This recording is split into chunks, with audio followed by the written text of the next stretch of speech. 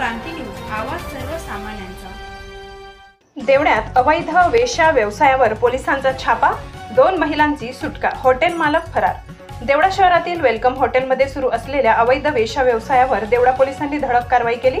या कारवाईत 2 पीडित महिलांची सुटका करण्यात आली असून हॉटेल मालक आणि व्यवस्थापकावर गुन्हा दाखल करण्यात आला। या घटनेमुळे शहरात मोठी खळबळ उडाली आहे। गुप्तचरांकडून मिळालेल्या खात्रीशीर माहितीच्या आधारे पोलिसांनी 21 फेब्रुवारी रोजी रात्री 10:30च्या सुमारास वेलकम हॉटेलवर छापा टाकला।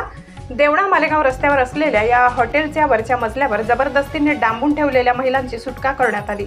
पोलीस तपासानुसार हॉटेल मालक सुनील आहेर उर्फ गोटू आबा आणि व्यवस्थापक दीपक ठाकरे यांनी गरजू महिलांना पैशाचे आमिष दाखवून वेश्या व्यवसायासाठी फसवले होते।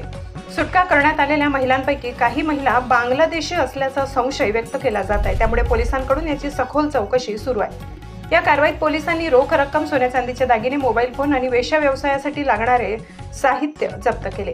हॉटेल व्यवस्थापक दीपक ठाकरे याला अटक करून 24 फेब्रुवारीपर्यंत पोलीस कोठडी सुनावण्यात आली आहे। मात्र हॉटेल मालक सुनील आहेर उर्फ गोटू आबा फरार असून त्याचा शोध सुरू आहे। या घटनेनंतर पोलिसांनी स्पष्ट इशारा दिलाय की अवैध वेश्या व्यवसाय आणि मानवी तस्करी करणाऱ्यांविरोधात कोणतीही सवलत दिली जाणार नाही। अशा प्रकरणांवर कठोर कारवाई केली जाईल असे पोलीस अधिकाऱ्यांनी सांगितले।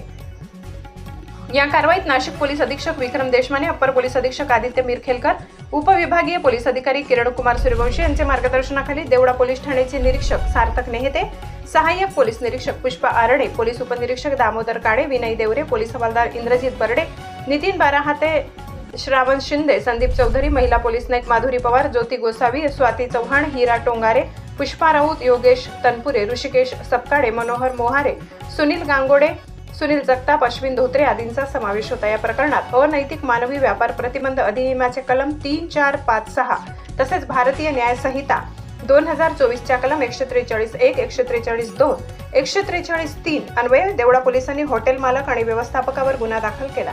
दरम्यान हॉटेल मालक सुनील आहेर उर्फ गोटू आबा यांनी आपण हॉटेल भाडेतत्वावर दिले असून या गैरप्रकारांशी आपला काहीही संबंध नसल्याचा दावा केलाय।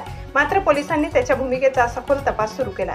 या घटनेमुळे देवळा शहरात खळबळ उडाली आहे। हॉटेल्स आणि लॉजिंग व्यवसायावर पोलिसांचे लक्ष असून अवैध धंद्याविरोधात पुढील काळात आणखी कठोर कारवाई केली जाण्याचे स्पष्ट संकेत मिळाले। महाराष्ट्र क्रांती न्यूज साठी मुख्य संपादक प्रकाश बागुल, देवळा। अशाच नवनवीन बातम्या पाहण्यासाठी आमच्या महाराष्ट्र क्रांती न्यूज या YouTube चॅनलला लाईक करा, सबस्क्राईब करा आणि बेल आयकॉनला प्रेस करा।